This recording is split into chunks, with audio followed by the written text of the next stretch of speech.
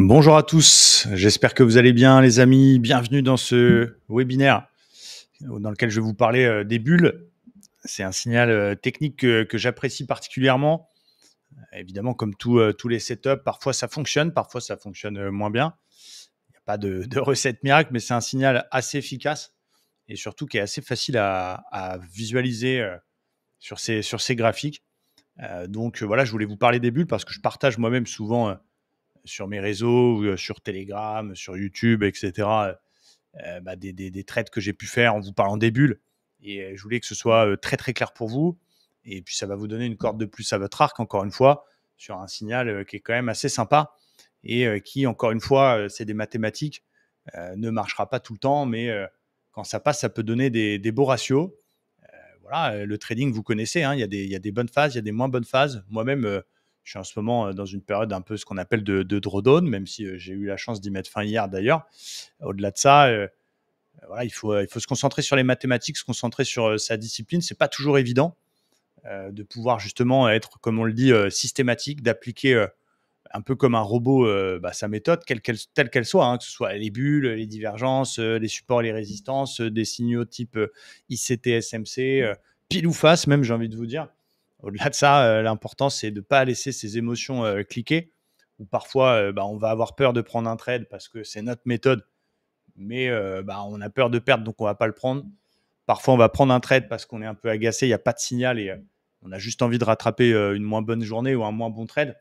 Et donc, en effet, avoir une méthode un peu simple et un peu systématique, si je peux me permettre, eh bien, ça permet d'essayer de chasser au maximum les émotions qui peuvent avoir un impact sur notre trading et qui peuvent avoir une importance, qui sont même majeures. J'ai envie de dire, moi, je donne une importance à la psychologie bien plus importante que la technique, à mon humble avis, mais il faut maîtriser la technique. Et du coup, c'est pour ça que j'aime bien, moi, les méthodes assez simples.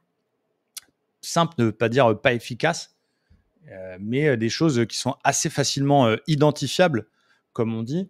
Et donc, où il n'y a pas 36 questions à se poser, on a un signal, on sait tout de suite où on va rentrer, où on va mettre son stop loss et où on va mettre son take profit. Et du coup, on n'a plus qu'à exécuter le trade. Et c'est ça qui me plaît dans les bulles. Ça fait partie vraiment de la panoplie de stratégies que j'utilise. Et c'est un des signaux les plus puissants que j'ai. Et quand je vois une bulle, franchement, je la prends quasi tout le temps, avec quelques critères que je vais vous donner dans cette vidéo-là, quelques petits secrets maison, entre guillemets. Ça a évolué aussi au fur et à mesure de mon expérience. Et vous allez voir dans cette vidéo qu'il y a deux types de bulles. Aujourd'hui, j'en travaille plus qu'un seul type. Et puis, des petites règles que d'habitude, je réserve aux membres de l'école Livestream et que j'ai décidé de vous partager avec vous. Utilisateur XTB avec lequel je suis partenaire. XTB qui est un très très bon broker pour pouvoir avoir un environnement régulé, safe. Les prix futurs, ça c'est très très important. C'est ce qui me plaît beaucoup chez XTB, au-delà de l'exécution, au-delà de la plateforme, au-delà de l'équipe, au-delà du fait qu'ils aient des bureaux en France, que ce soit carré et que vous n'allez pas ouvrir un compte dans les îles Grenades. Ce qui est assez appréciable, c'est que ce sont les prix des futurs. Donc, je refais juste un petit rappel très très vite pour vous tous, pour bien comprendre, parce qu'il y en a qui ne savent pas toujours ça. Vous avez deux grandes familles d'actifs, les CFD et les futurs. Les futurs étant le marché officiel et les CFD étant un marché secondaire. Ça veut dire contrat fort différence. Et du coup, vous allez avoir des écarts de prix entre les CFD et les futurs. Et bien sûr, moi, je vous recommande de faire vos analyses sur des futurs parce que c'est le vrai marché. Et vous le verrez d'ailleurs, on a quelques exemples de bulles qui sont sur futurs mais qui n'apparaissent pas sur CFD. Et du coup, vous connaissez mon discours, pas de langue de bois dans cette vidéo. Il faut faire ces analyses sur les futurs. Et du coup, quand on a un écart entre les CFD, si on est chez un broker CFD ou sur une propre firme CFD et que ce n'est pas du tout les mêmes prix que ces futurs, on peut être complètement perdu. Et ce n'est pas évident. Là, ce qui est bien avec XTB, c'est que ce sont les prix des futurs. Si j'ai 2 secondes le futur Nasdaq sous les yeux qui est à 566, on est à 566 sur XTB. Donc, c'est assez facile. Et d'ailleurs, je vous invite toujours à vous entraîner avant de commencer à déposer beaucoup d'argent, avant de commencer à vous attaquer à du trading, on va dire, à très haut niveau, à vous entraîner sur voilà, sur un petit compte, prudence. Mais voilà, enlevez-vous les difficultés d'avoir des écarts de prix et allez pas sur des brokers CFD où bah, c'est pas les mêmes prix. Vous allez voilà, vous ajouter un stress, une difficulté quand vous allez devoir prendre une décision. Donc, bref, voilà pourquoi j'aime beaucoup XTB. Effectivement, quand on me demande par quel broker pouvoir commencer le trading ou même voilà, avoir un compte en compte propre sur lequel vous allez déposer quelques milliers de dollars, quelques dizaines de milliers de dollars même, bah, c'est bien XTB parce que le spread il est raisonnable, l'exécution elle est top et les prix futurs ça va vraiment vous changer la vie. Au-delà de ça, on va revenir là-dessus sur donc du coup la notion de bulle. Pour que ce soit bien clair, bon, j'ai un petit PDF. Je ne suis pas fan des PDF, les amis, je vous avoue, parce que je trouve ça un peu trop scolaire. Moi, vous savez que j'aime bien dans mes vidéos un peu improviser, vous faire des schémas, etc. Donc, j'espère que ça va quand même vous convenir, mais on passera le PDF assez rapidement et je préfère vous faire des explications voilà, à la main. Ne vous inquiétez pas, je gère bien la souris pour que ce soit bien, bien clair pour vous. Bon, rapidement, on revient sur la bande de Bollinger, parce que ça fait partie intégrante des bulles. C'est un indicateur que vous pouvez mettre facilement sur vos graphiques, voilà, que ce soit sur la plateforme XTB. Vous avez ici votre partie graphique avec votre prix. Je pense que vous voyez bien ma souris. Pour ajouter des indicateurs, il ne faut pas trop en mettre, il ne faut pas surcharger son truc en sapin de Noël, mais vous avez juste à cliquer sur indicateur. Et pour la bande de Bollinger, c'est assez simple. Vous allez chercher bébé, vous tapez bol tout simplement, et puis vous avez une bande de Bollinger qui apparaît. Vous allez pouvoir la personnaliser, vous allez pouvoir changer la couleur de la bande, etc. etc. Voilà, bon, moi je l'ai laissé en bleu là sur la plateforme pour le coup, et je vous invite à la mettre en 20 périodes. C'est le réglage standard. Ça veut dire quoi 20 périodes? Il faut comprendre ce que c'est une bande de Bollinger. C'est justement ce monsieur, ce beau gosse qu'on a voilà, juste au-dessus de moi, John Bollinger. Le gars a donné son nom à un indicateur, c'est normal. S'il s'appelait John Dupont, ce serait la bande de Dupont. Et bah, c'est un indicateur de volatilité à la base qui est construit à partir de la moyenne mobile 20, justement, même si on peut personnaliser l'indicateur et mettre 15, mettre 14, 15, 20, 30, ce que vous voulez. Il y a pas mal de personnes qui aiment bien voilà, changer les réglages, mais moi je vous invite à utiliser des choses standards. D'ailleurs, parenthèse, voilà, évidemment, quand on se met la tête dans l'analyse technique, on a envie de personnaliser les choses et on se dit, bah, moi, si j'ai un secret qui fonctionne, bah, je ne vais pas le donner parce que du coup, je vais en profiter. Alors qu'il faut comprendre que plus il y a de personnes qui voient la même chose au même moment sur les marchés, bah, plus ça a de chances de fonctionner, puisque s'il y a plus de volume dans un sens, ça monte ou ça descend. Donc voilà pourquoi parfois, ça ne sert à rien de se poser une question concernant mais pourquoi il nous donne ses secrets, etc. etc. Bref, donc mettez votre bande de Bollinger sur vos graphiques. Et d'ailleurs, je vous prévois un petit cadeau à la fin de cette vidéo pour ceux qui n'ont pas encore quelque chose que je vais vous offrir. Vous allez être très contents. J'espère qu'XTB m'en voudra pas beaucoup d'offrir ça, mais je vais vous offrir un cadeau. Voilà, ça fait plaisir. Bref, laissez-la en 20 périodes de façon à afficher votre bande de Bollinger. Donc, c'est à la limite, on s'en fout de la tête qu'il a, hein, John de Bollinger ou John Bollinger. Il est ultra BG et c'est bien pour lui, mais c'est pas le plus important. Le plus important, c'est voilà, la moyenne mobile 20. Il y a l'écart type qui est calculé par cet indicateur. Vous voyez, ça fait une espèce d'enveloppe autour des prix. Et donc, c'est censé nous montrer la volatilité. C'est-à-dire que plus il y a d'écart entre les plus hauts et les plus bas dans un moment donné, plus les bandes vont être écartées, moins il y a de volatilité, plus les bandes vont être resserrées. C'est sa première fonction, bande de Bollinger, de mettre en évidence donc la volatilité d'un actif, quelles que soient les unités de temps, que ce soit en M15, que ce soit en daily. Voilà, vous avez moult façons d'utiliser les bandes et voilà, il y a plein de stratégies autour des bandes de Bollinger. Il y en a certains qui s'amusent à acheter le bas des bandes sur les grosses UT. Il y en a d'autres qui vont travailler les phases des bandes de Bollinger. Un exemple typique, c'est quand on a des bandes qui sont assez resserrées, on appelle ça un squeeze, un étranglement de la bande de Bollinger. Et donc, vous connaissez sûrement les phases d'évolution d'un actif. Phase 1, accumulation, accélération, distribution, etc. Et du coup, il y en a qui vont essayer de travailler les sorties de squeeze par le haut ou par le bas dans le but d'essayer de choper les vagues d'accélération. Bref, on ne va pas rentrer là-dedans, ce n'est pas du tout ce que je fais, même si voilà, c'est intéressant. Encore une fois, je ne suis pas Dieu, hein, voilà, j'utilise ce que j'utilise ce avec quoi je suis à l'aise, donc je ne me permets pas de juger les autres méthodes, Mais en tout cas, c'est pas ce que je fais. Et du coup, ces bandes de Bollinger, vous allez remarquer très vite sur vos graphes, quelles que soient les unités de temps, que 90% du temps, 90% du temps, ouais, on est bien en direct. Attendez, c'est une vidéo retransmise. Hello, on est bien en direct. C'est juste que je suis dans le passé sur les cours, t'inquiète pas. On est bien en live, mon lion.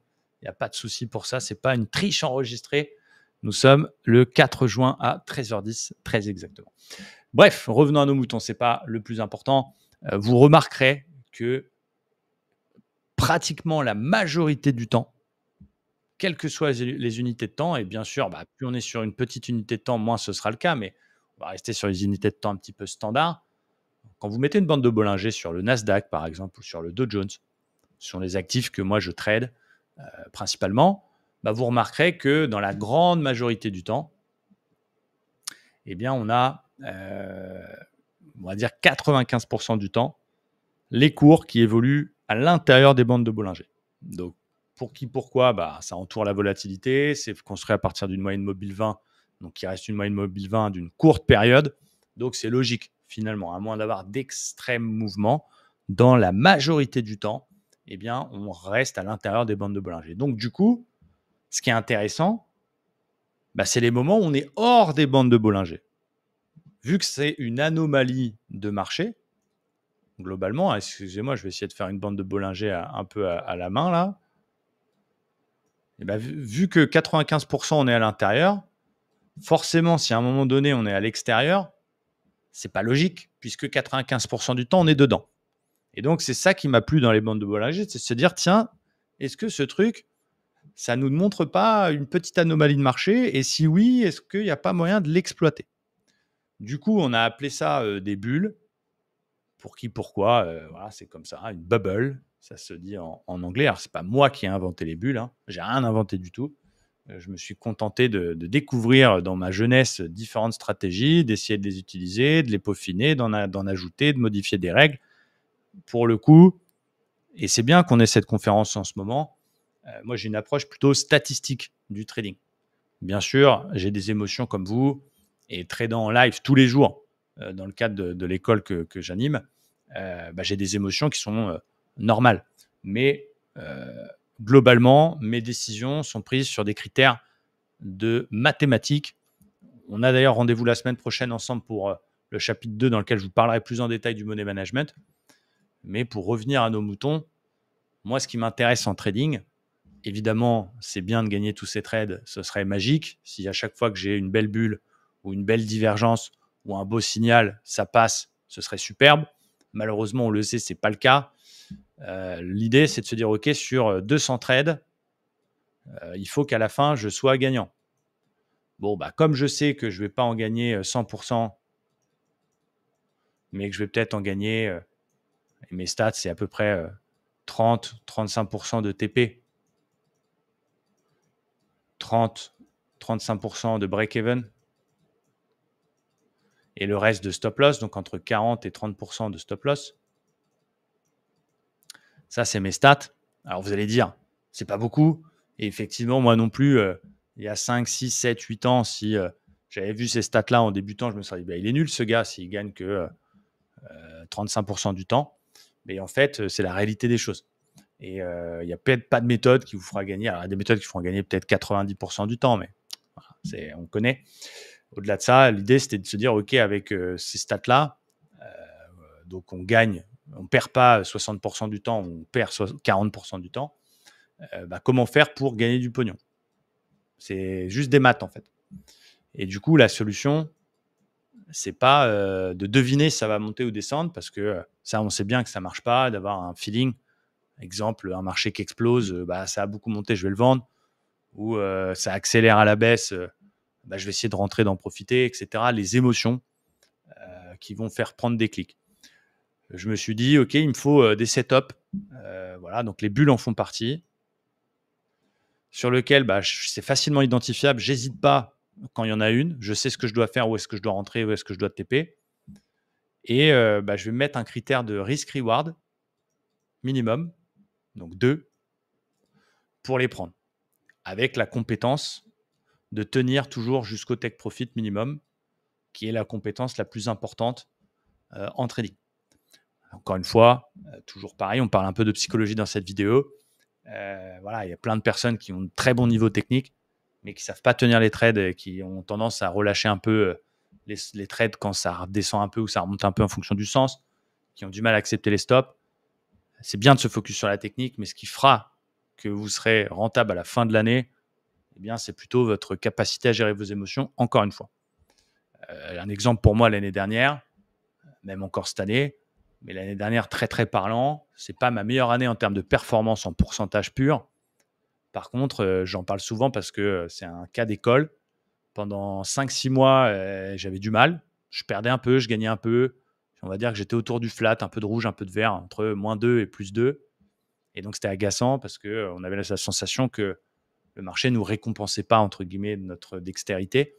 Et puis, les maths ont fait leur boulot et on a fait une super période. Et là où on aurait pu abandonner, finalement, on a fait 6 mois incroyables. Et je suis sorti avec mes objectifs. Donc, du coup, on comprend bien que tout est dans la tête. Donc, on en revient à la technique. Si la technique, elle est trop compliquée, si vous posez trop de questions avant de rentrer en position, et ça m'arrive aussi, encore une fois, il y a des fois où j'hésite, des fois j'ai peur de perdre, je suis humain comme vous tous. Mais en tout cas, si sur tous les trades vous hésitez, vous ne savez pas, c'est trop compliqué votre stratégie, vous allez vous en mêler les pinceaux et finalement, vous allez revenir à un trading de feeling. Donc, je suis plutôt partisan des choses simples, des choses identifiables, voilà, en acceptant, et d'ailleurs, je vous recommande un livre que je recommande depuis longtemps, que vous devez absolument lire. Je vous donne plein d'infos dans cette vidéo, qui s'appelle Trader, entrer dans la zone, qui est écrit par un Américain, qui est un coach, un ancien coach de trader à Chicago, qui a fait ça pendant 30 ans et qui vous donne plein de clés sur la psychologie et qui est vraiment génial et qui parle de ça. Donc bref, du coup, en regagnant 2 fois mon risque, voire 3 fois mon risque, moi, mon ratio moyen, il est de 2,5. Eh bien, ça veut dire que sur 200 trades, même si je gagne que 30% du temps, eh bien, à la fin de l'année, je vais être rentable. Et donc, du coup, on va se concentrer maintenant sur les bulles. Petite introduction faite. J'espère que c'est clair pour vous. Donc, on a 2 types de bulles. Les bulles que j'appelle les bulles classiques, que je ne travaille plus, mais qui sont importantes à connaître pour savoir les identifier. Et les fameuses bulles apesanteurs, qui voilà, sont vraiment sexy et sont assez sympas à trader, qui sont belles et qui ont donné lieu à une chanson de Calogero. Sur quelle unité de temps on va travailler les bulles? Mais je me tape des barres tout seul, les gars. Je me fais mes propres blagues. Je suis mon meilleur public. Désolé. Et des fois, je mets des petites jokes comme ça. Pour quelle unité de temps on va travailler les bulles? J'anticipe un peu vos questions. On va travailler les bulles sur un peu toutes les unités de temps. En fait, il n'y a pas de meilleure unité de temps comme tous les setups. Vous allez pouvoir travailler les bulles du 1 minute jusqu'à l'hebdomadaire. Voilà. C'est pas plus compliqué que ça. Après, forcément, une bulle hebdo, elle a beaucoup plus de probabilité de fonctionner, elle a beaucoup plus de poids qu'une bulle 1 minute. D'ailleurs, moi, j'ai banni le 1 minute de mon trading, c'est trop volatile. Mon spectre d'unités pour les bulles que je travaille aujourd'hui en intraday sur les indices américains, eh bien, ça va aller du plus petit, c'est le 5 minutes, jusqu'au 1 heure. Ça veut dire que je vais regarder les bulles M5, M15, H1 et aussi M30. Il y en a eu quelques-unes récemment qui ont bien marché et voilà, qui n'étaient pas forcément à la base une unité de temps que je kiffais, mais force est de constater que c'est intéressant. Donc M5, M15, M30, H1, c'est des bulles normalement avec lesquelles dans la journée c'est plié. Forcément M5, dans les quelques bougies c'est réglé, en H1 c'est dans la journée. Et voilà le spectre des bulles intraday que je vais travailler. Pour moi, les bulles daily, les bulles 4 heures, je ne supporte pas être overnight, overweek, donc je ne les regarde pas et en tout cas, je ne les prends pas.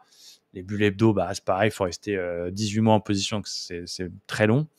Et du coup, entre 5 minutes et 1 heure. Alors, pour les bulles classiques, je vous ai mis un petit schéma juste au-dessus d'un exemple de bulle, mais je vais encore une fois vous refaire un schéma plus clair. J'espère que ce sera plus clair pour que vous compreniez bien. Encore une fois, on va simuler une bande de Bollinger. Alors, je ne suis pas dessinateur professionnel, mais voilà, vous allez comprendre. Ça, on va dire que c'est une bande de Bollinger. OK, on a les cours qui évoluent à l'intérieur. Et à un moment donné, on a une bulle.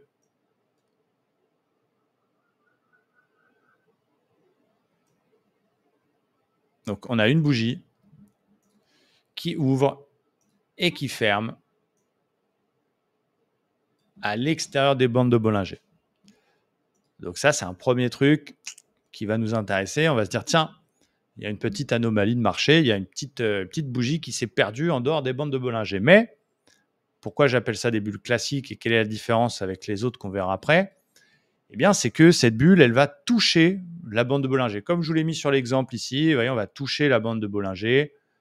Vous pourrez vous amuser à en trouver sur vos graphes. On ne va pas être complètement en dehors. Soit c'est la mèche qui touche, soit c'est parfois le corps qui va toucher la bande. Mais on vient clôturer en dehors, mais on touche un peu la bande de Bollinger. Donc, dans ce cas-là, c'est ce que j'appelle une bulle classique. Donc, qui va nous intéresser. Et quand on observe une bulle classique à l'extérieur par le bas de la bande, bah, notre idée, ça va être d'essayer de travailler un mouvement de rattrapage d'excès et d'essayer de trouver un achat sur notre actif sur lequel on voit la bulle. Dans le cas des bulles classiques, eh bien, on va attendre une confirmation avec une deuxième bougie qui va réintégrer les bandes de Bollinger. Donc, c'est un signal, entre guillemets, un petit peu plus safe que les précédentes, que celles d'après, pardon, que les bulles apesanteur. Vous allez comprendre pourquoi quand je vous les présenterai. Et l'objectif, c'est d'aller chercher cette fameuse moyenne mobile 20, donc qui permet de construire cette fameuse bande de Bollinger. Et du coup, pour vous expliquer un petit peu les règles, on va rentrer à la clôture de la bougie de réintégration et on va viser en objectif la moyenne mobile 20. Donc la moyenne mobile 20 au moment où votre bulle apparaît. Ok, on sait qu'elle va évoluer en fonction de la suite. Et le stop loss, il vient se poser non pas sous la bougie de réintégration, mais sous la bulle. Donc, c'est une configuration qui a un fort taux de succès, mais qui, c'est vrai, offre des risk-reward, donc un gain qui est pas énormément plus important que la perte potentielle. Là, c'est un schéma, encore une fois, mais je vais gagner peut-être 60 points pour risquer 40 points. Donc, ça me donne des ratios qui sont acceptables, mais je préfère les bulles apesanteurs qu'on va voir après parce que les ratios théoriques sont beaucoup plus importants. Cela dit, je pensais que c'était très bien de vous présenter aussi les bulles dites classiques parce qu'il y en a quand même pas mal. Et du coup, vous avez compris que dans le cadre d'une bulle dans l'autre sens, où ça veut dire qu'on va toucher la bande et faire une bougie en dehors des bandes de Bollinger, attention, il ne faut pas que ça clôture à l'intérieur. Hein. Ça doit être vraiment à l'extérieur, même si ça peut toucher. Oula, pardon. Je vais vous mettre une couleur plus cool. Là, pareil, on va attendre la réintégration dans les bandes et on va aller chercher cette fameuse moyenne mobile 20. Donc, on a un peu tout finalement pour prendre un trade. Alors, ça paraît bateau. Vous allez voir les règles après quand même importantes. Hein. Ce n'est pas que magique, je me mets en M5 et je prends toutes les bulles. Il y a des règles qui sont quand même à connaître. Mais c'est pour vous expliquer le principe théorique de ce signal-là. Et donc, je vais aller chercher toujours pareil, MM20, le stop au-dessus de la config. Et bien sûr, on va vérifier avant de rentrer son risk reward. Donc ça, c'est pour les bulles dites classiques. Concernant les bulles, voilà, là, je vous ai mis des petits exemples. Bon, je vous partagerai le PDF si vous voulez un petit peu plus tard. Il y a d'autres bulles qu'on j'appelle donc les bulles apesanteurs. Je vous ai mis un petit cosmonaute qui lui-même est en apesanteur. La grande différence avec les bulles classiques, je vais vous refaire un schéma et c'est pratiquement celle que je travaille 100% du temps. On va prendre même un exemple sous nos yeux. Justement, j'étais un petit peu dans le passé parce qu'il y en avait quelques-unes récemment qui étaient très sympas.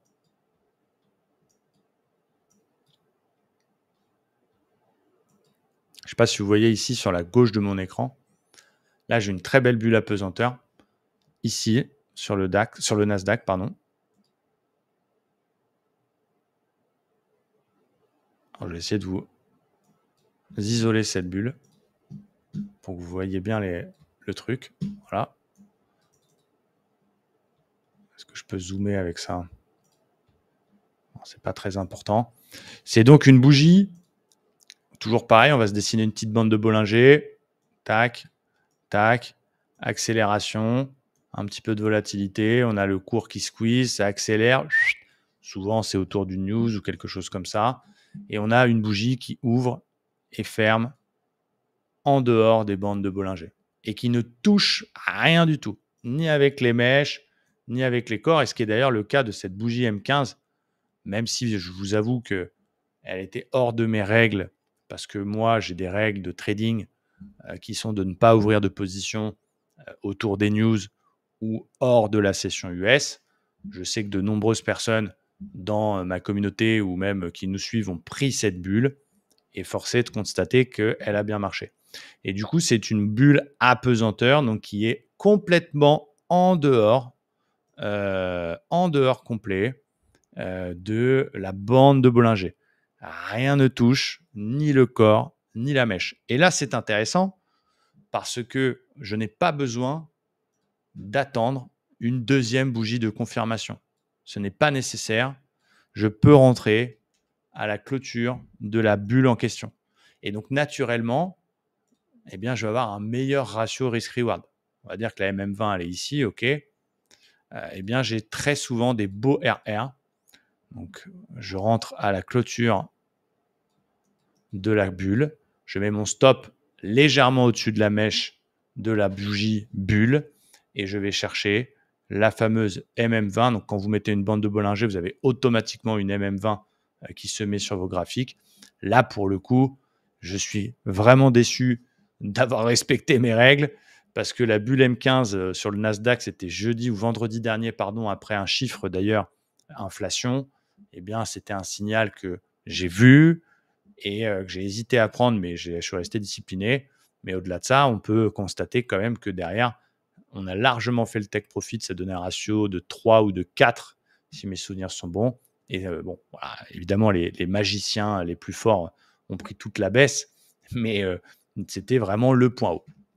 Donc, du coup, ça donne des ratios très intéressants et c'est assez facile à voir. Hier, il y en avait une intéressante que j'ai travaillée sur le Dow Jones. Alors, j'ai eu un peu de réussite dessus. Il en faut aussi parfois en M30. Alors, je vais vous le montrer sur les futurs si XTB me le permet. Voilà, vous savez que ça m'arrive de montrer autre chose. Il n'y a pas de lézard. On est là pour progresser. J'ai travaillé une bulle apesanteur M30 qui était ici sur le Dow Jones. J'ai un peu chaté, comme on dit dans le jargon, parce que théoriquement, je dois mettre mon stop sous la mèche. Et comme je suis rentré un petit peu plus bas, j'avais un stop un poil plus bas, ce qui m'a évité de me faire SL. Et du coup, le bulle, elle est partie comme une balle. Ça m'a permis de souffler un peu dans une quinzaine où j'ai pris quand même quelques SL, mais on lâche rien, les amis. Ça fait partie du trading, encore une fois. Et je suis content d'avoir cliqué parce qu'il fallait porter ses balls, comme on dit dans le jargon. Mais c'est pour vous la montrer. Cette bulle apesanteur, je ne sais pas si vous la voyez bien, qui est ici sur notre graphique. Ah, non, vous ne voyez plus la bulle. Mince. Comment ça se fait que vous ne voyez plus la bulle?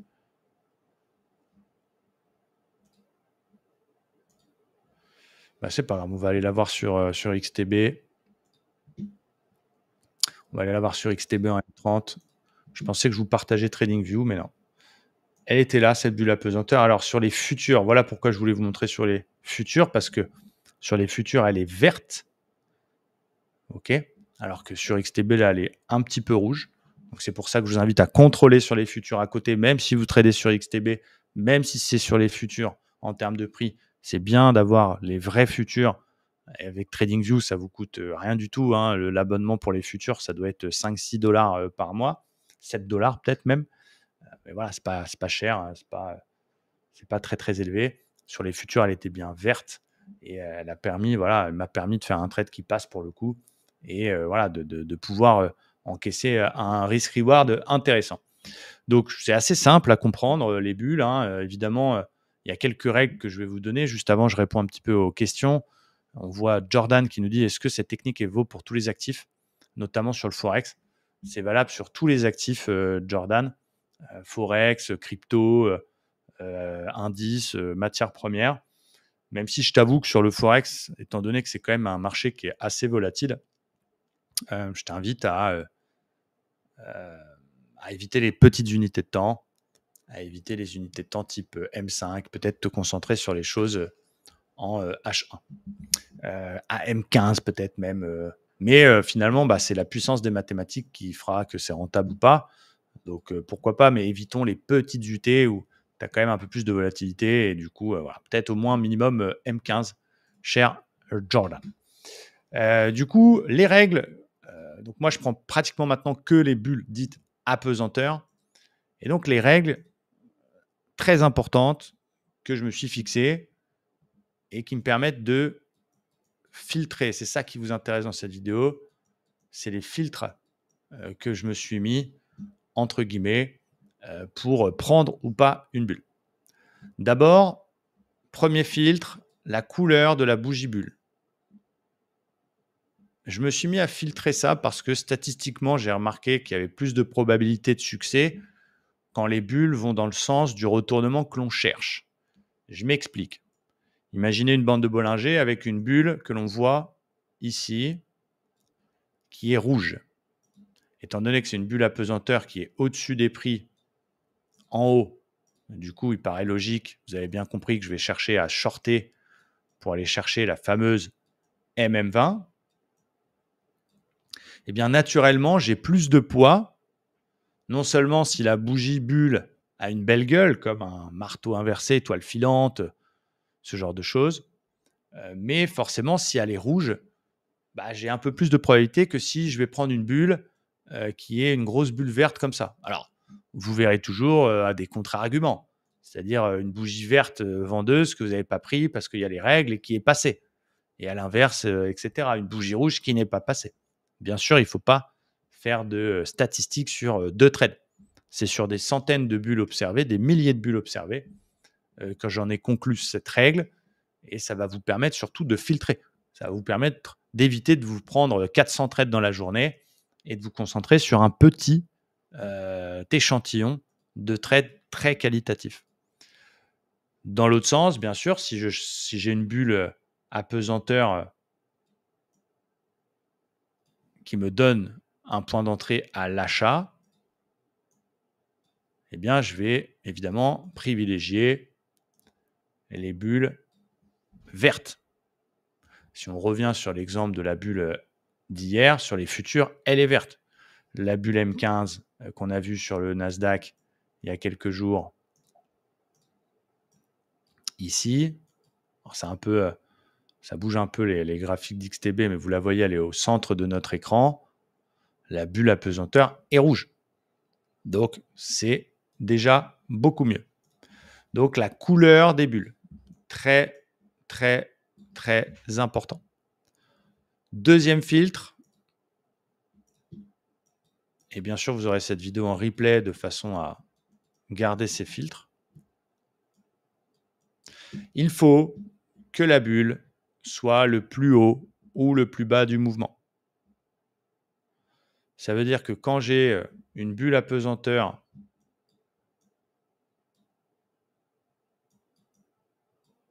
en dehors des bandes de Bollinger, donc on va encore une fois dessiner une bande, moi je triche un peu, ok, c'est pas très grave.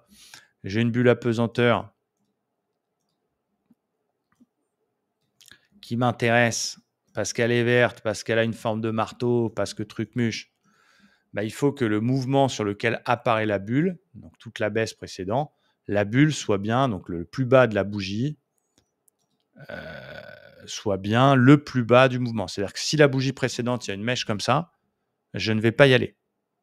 Je prends encore un exemple. La bulle M30 hier du Dow Jones, eh bien, au moment où la bulle est apparue, la bougie d'après, on ne la connaît pas, ok. Au moment où la bulle est apparue, c'est bien le plus bas du mouvement. Si je reprends la Nasdaq de tout à l'heure, en M15, vous voyez tout en haut la rouge, là, au milieu de votre écran, eh bien, la mèche haute de la bougie bulle, c'est le plus haut du mouvement haussier. Donc, ça permet encore une fois d'ajouter un filtre. Regardez bien, là, par exemple, je ne prendrai pas cette bulle. Là, oui, je vais prendre cette bulle.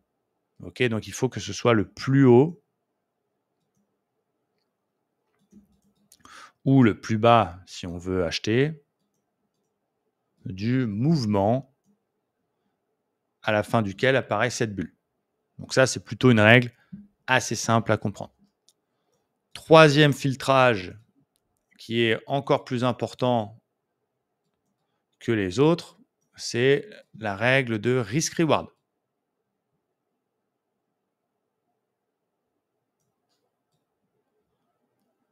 Merci à FB.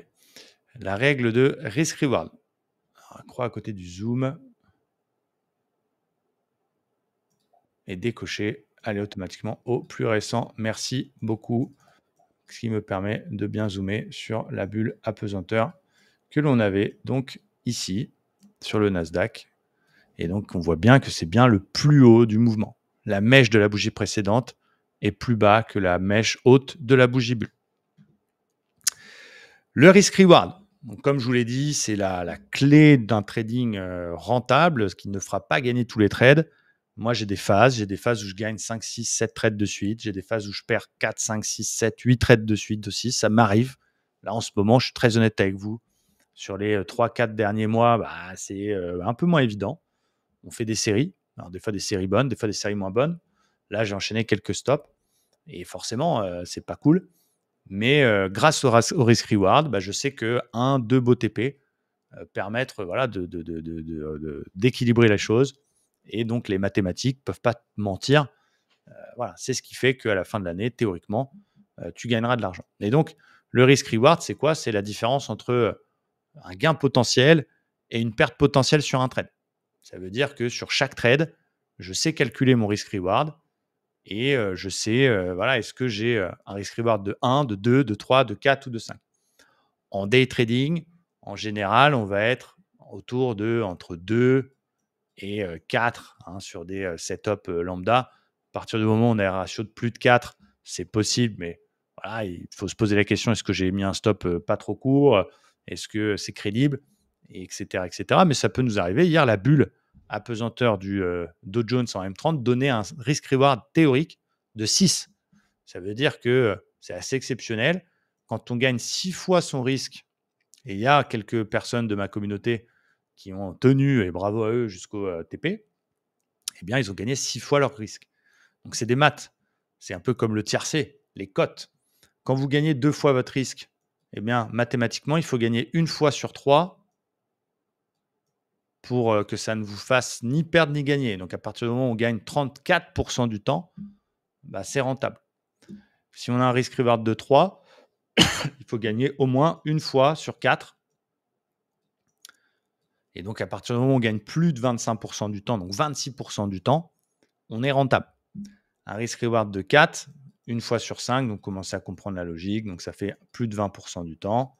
Et plus vous avez un gros risk-reward, moins vous avez besoin de gagner, etc., etc. Pour un ratio de 6, il faut gagner 1 fois sur 7. Donc, 1 fois sur 7, ça fait, à vue de nez, 70. Ça fait à peu près, en gros, 15% du temps. À la grosse. Un peu moins même, ça fait 14% du temps. À partir du moment où on gagne 14-15% du temps, ce setup-là passe 15% ou 16% ou 20% du temps, eh bien, vous imprimez de l'argent sur le long terme mathématiquement à le prendre. Et donc, c'est vrai que nous, en tant qu'humains, des fois, on a perdu la précédente ou on a perdu le signal d'avant et on se dit, j'hésite à le prendre, etc., etc. Mais il faut se forcer à être systématique parce que c'est un peu comme au poker, je fais souvent le parallèle. Mais imaginez que vous jouez au poker et que vous êtes sur une plateforme online et que malheureusement, vous avez les as et vous les faites craquer, comme on dit. Ce n'est pas pour autant que vous allez arrêter de jouer les as. Donc, c'est un peu pareil en trading. Il faut se laisser une grande série pour faire un bilan et c'est pour ça qu'il faut utiliser des choses simples. Donc, au niveau du risk-reward sur les bulles, ma règle, elle est claire. Je vais regarder ce que j'appelle le flux. Donc, le flux sur les indices, c'est la tendance 1 heure. Et donc, la question que je me pose, c'est est-ce que je suis dans la tendance 1 heure ou est-ce que je suis contre la tendance 1 heure? Je reviens sur un autre schéma pour vous expliquer. Je peux très bien avoir une tendance haussière. Vous connaissez, ça fait des plus hauts, des plus bas, de plus en plus haut. Et donc, naturellement, je peux avoir une bulle après la consolidation qui reste dans la tendance de fond. Donc là, j'ai une bulle dite dans la tendance, dans le flux. Ou le contre-exemple, c'est je suis en tendance très baissière, ce qui était le cas de la bulle hier sur le M30, sur le Dow Jones. Et là, j'ai une bulle acheteuse. Donc là, c'est un peu plus couillu. On reprend l'exemple effectivement de la bulle M30 du Dow Jones hier. Alors, je vous assure que sur les futurs, elle était verte, c'est pour ça que je l'ai prise. Mais elle est quand même dans une sacrée baisse. Donc, on était contre la tendance majeure, 1 heure. Et donc, en fonction de ça, pour le risk-reward, dans mes filtres, ça va décider. Si je suis dans la tendance, donc on va dire tendance, flux, mais on va utiliser tendance, je vais au minimum me positionner sur les bulles qui m'offrent un ratio de 2. Reprenons notre exemple, je suis en tendance haussière, j'ai corrigé un petit peu, je fais des plus hauts et des plus bas de plus en plus haut, j'ai un flux haussier, j'ai une bulle haussière, 1-2 me suffit pour la prendre, je suis dans la tendance, donc j'ai plus de probabilité de succès. Donc j'ai moins besoin d'un gros risk-reward. Si je suis à contre-tendance, comme l'exemple d'hier de la bulle qui apparaît après une grosse baisse qui peut être potentiellement un point bas, mais forcément, on achète un truc qui baisse, donc on a moins de probabilité de succès. Là, je vais viser plutôt un risk-reward de 3. Je vous rappelle d'ailleurs que le risk-reward se calcule en fonction de où je rentre, donc à la clôture de la bougie bulle. Mon stop-loss qui n'est pas collé sous la mèche, mais qui va venir un petit peu en dessous, quelques points en dessous la mèche, et le take profit qui est la moyenne mobile 20. Donc, si je reprends l'exemple du Dow Jones hier, j'achetais à la clôture théorique ici, stop légèrement sous la mèche, TP, moyenne mobile 20 du moment où la bulle est apparue. Bien sûr, cette moyenne mobile 20, elle va baisser et on va sortir au moment où on va toucher la MM20. Mais quand elle fonctionne, on ne sait pas si ça va être explosif ou si ça va être calme. Vous voyez, par exemple, la Nasdaq, eh bien, ça s'est mis à dégueuler instantanément. Donc, la bande de Bollinger et la moyenne mobile n'a pas trop bougé entre le moment du setup et le moment du TP. Sur la bougie d'hier sur le dos, eh bien, il y a eu plus de temps. Donc, la moyenne mobile a eu le temps de descendre et donc je vais, dans l'idéal des cas, sortir quand on touche cette moyenne mobile 20. Donc, forcément, si vous êtes rentré à, on va dire, 18 500, que vous avez un stop à 18 470 et que vous avez un TP à 18 600, et bien forcément, vous gagnez 100 points théoriquement pour une perte de 30 points. Donc, vous avez un ratio de plus de 3. Donc là, c'est bien. Si en calculant les choses, vous vous rendez compte que vous avez un ratio risk-reward qui est de 1,50 sur une bulle à pesanteur contre la tendance, ce n'est pas très cher payé. Ça ne vaut pas le coup de prendre ce risque. Et du coup, je vous propose de passer la main. On reverra la semaine prochaine le money management pour les bulles, exactement comment on calcule les tailles de position sur XTB, bien comprendre le risk-reward, que vous sachiez filtrer les choses. Mais je voulais vraiment bien vous expliquer. Après, encore une fois, quand on regarde une vidéo comme ça, on a l'impression que c'est magique et on va se mettre à utiliser ce que le gars il vient d'expliquer. Il y a aussi plein de bulles qui ne marchent pas. On est d'accord. J'en ai pris quelques-unes la semaine dernière, des bulles à pesanteur sur le Dow Jones haussière qui étaient sexy. J'essaie de les retrouver sur la plateforme. Mais bon, ce n'est pas le plus important. Peut-être une ici que j'ai pris. J'en ai pris quelques-unes qui étaient contre la tendance, qui m'offraient des beaux risk-reward, mais qui ne sont pas passés. Encore une fois, je répète, il n'y a pas de méthode magique, il n'y a pas de méthode miracle. Ça n'existe pas de gagner tous ces trades. Et malheureusement, ça peut s'enchaîner. On peut avoir 2, 3, 4, 5 fois que ça ne marche pas de suite. Mais laissez les maths faire leur travail. C'est pour ça qu'on va voir le money management la semaine prochaine.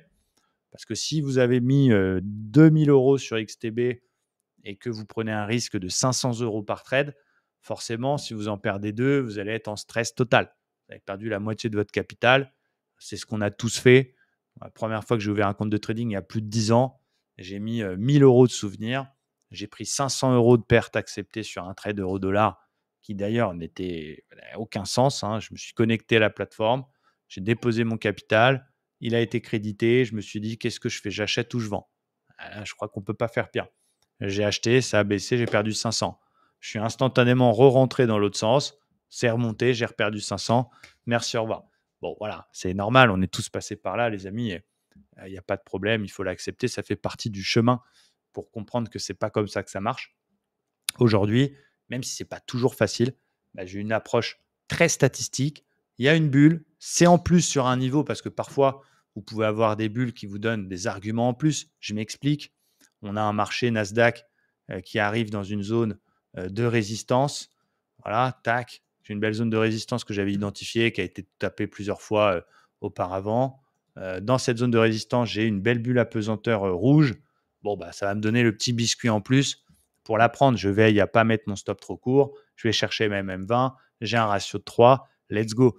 Bien sûr, vous allez comprendre la semaine prochaine que ça marche si on tient les trades. Mais au moins, vous avez quelque chose sous les yeux, sous la main, que vous pouvez utiliser un petit peu pour toutes les unités de temps, que ce soit du très court terme, que ce soit du moyen terme, que ce soit sur le Forex, que ce soit sur les actions, que ce soit sur les indices. Donc voilà, isolez ces bulles, observez-les. Vous allez pouvoir les voir sur la plateforme. N'oubliez pas les règles. Je vous donne un vrai conseil, c'est essayer au maximum de vous offrir un accès temps réel à une plateforme future. Vous tradez sur XTB, mais par contre, vous observez sur, par exemple, TradingView, et désolé aux équipes d'XTB de dire ça, mais c'est la réalité des choses. Ça va vous permettre d'avoir les vraies couleurs. Mais voilà, ce qui est bien, encore une fois, je le répète, c'est qu'avec XTB, vous n'allez pas avoir d'écart. Donc, du coup, ça permet d'être pas handicapé dans sa prise de décision. Je vous offre quelques minutes pour répondre à vos questions. Quand un trade ne passe pas, quand l'enlever sans son stop loss? Maxime.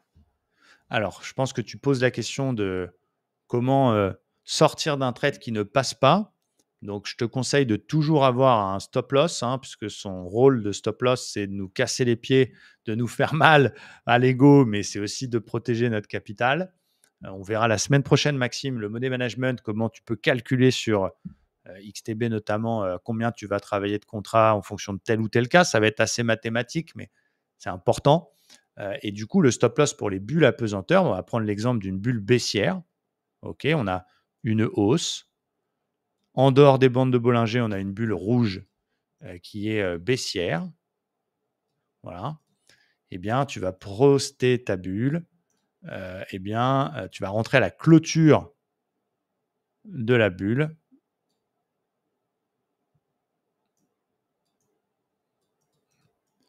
Et tu vas mettre ton stop, non pas collé à la mèche, même si des fois on est tenté de le mettre très court pour avoir un bon risk-reward, quelques points au-dessus, voilà, on va dire 5 points au-dessus. En moyenne, ça dépend de quelle UT tu travailles, mais si tu les travailles en intraday, un petit peu au-dessus, quoi. Entre 4, 5, 6 points au-dessus, tu vas mettre ton SL. Tu le poses ton SL, Maxime. Ça marche pas, ça marche pas. Ça arrivera. Il n'y a rien. Il n'y a rien qui garantit à 100%. Sinon, je ne mettrais pas de stop, justement. Et je mettrais des all-in sur chaque trade et je serais milliardaire. Et bref. Et pas milliardaire, du coup. Mais voilà pour le stop loss. Dans le sens de l'achat, c'est la même chose. Tu vas mettre un stop sous la mèche. Et désolé, je me fais rire tout seul, les amis, pardon. Et tu vas mettre un petit peu en dessous. Mais mets bien toujours un stop loss, Maxime. Parce que si tu ne mets pas de stop, là, tu ne vas pas savoir est-ce que je garde, est-ce que je ne garde pas. Alors, je sais que des fois, on est tenté de ne pas mettre de stop parce que les 2 fois d'avant, on est venu chercher le stop, ça a marché derrière. Ouais, putain, fais chier, ils viennent chercher mes stops, etc. Ça n'existe pas, ça, Maxime. Voilà, c'est pas la réalité des choses. Mais mets un stop, protège ton capital, mise une petite partie de ton capital sur chaque trade. Moi, je recommande sur les petits capitaux, quand on a quelques centaines d'euros, on peut être à 1%. Quand on commence à avoir du capital plus important, 0,5% de perte par trade. Donc, ça veut dire que tu déposes 1000 balles, et on verra la semaine prochaine, 1000 dollars ou 1000 euros, eh bien, tu vas risquer 10 euros par trade. Donc, effectivement, au moins, tu es serein, tu ne fais pas d'all-in et tu acceptes plus facilement quand ça marche ou quand ça ne marche pas. Nanani, nanana. Y a-t-il des règles pour passer les BE? Alors, on verra ça la semaine prochaine, la notion de break-even. Pour donner quand même un peu de réponse, Rudy, moi, je passe break-even toujours systématiquement au ratio de 1. Ça veut dire qu'à partir du moment où je gagne mon risque, je passe break-even. Avant, je passais break-even quand on touchait la moyenne mobile 7. Mais j'ai un petit peu modifié mes règles, surtout notamment depuis que j'ai beaucoup de capital et une partie sur les propres firmes que vous connaissez bien. Du coup, voilà, je protège quand je gagne mon risque. Encore une fois, ça arrivera que parfois, tu es protégé, TBE, il revient à ton prix, il repart au TP derrière. C'est comme ça. Mais ça fait partie du métier et pas un BE, c'est pas une perte. Donc, moi, je protège systématiquement au ratio de 1, les amis. Bon, je pense que c'était assez clair. Ça fait quand même 50 minutes qu'on est ensemble. Voilà, c'est pas magique les bulles. Je vous ai donné mes petits secrets pour les travailler. Sautez pas sur toutes les bulles qui arrivent. J'ai vu quelqu'un poser la question combien il y a de bulles par jour. Ça, j'ai pas de réponse. Il y en a selon nos filtres, pas énormément. On va plutôt parler de quelques bulles par semaine. En moyenne, peut-être, il va y avoir sur une semaine de trading, on va peut-être avoir des très belles bulles exploitables M15, M5, M30H1, Dow Jones, Nasdaq. Je vais peut-être avoir, je sais pas, une dizaine de bulles, grand max. Après, forcément, elles apparaissent après les moments de volatilité. Donc, bref, j'espère que c'était clair pour vous. J'ai essayé de le faire le plus simple possible, ce webinaire. Essayer de vous donner le max d'infos, toujours encore une fois pour aider les utilisateurs XTB.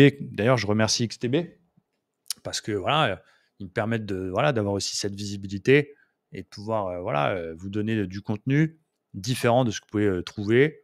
Et puis, vous êtes entre de bonnes mains. Donc, voilà, j'espère que joli dessin. Merci Didier. Mais tu sais, des fois, les choses simples sont les plus efficaces. Voilà, bien sûr, j'avais un PDF, je pourrais vous l'envoyer. On verra avec l'équipe d'XTB comment je peux vous donner ce PDF de façon à ce que vous ayez un petit peu entre les mains. Donc, je mettrai des graphiques XTB. Comme ça, tout ira bien. Et on fera ça à ceux qui resteront à la fin de la vidéo. Je ne sais pas si François est là. Est-ce que je peux me permettre de faire un cadeau à l'audience?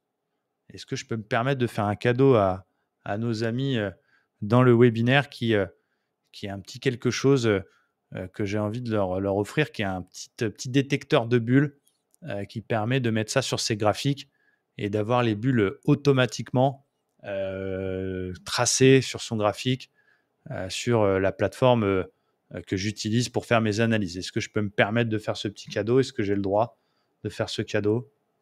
François, est-ce que tu veux me répondre? Ce qui aidera bien sûr tout le monde. Alors si tu dis non, ça va être dur pour moi, mais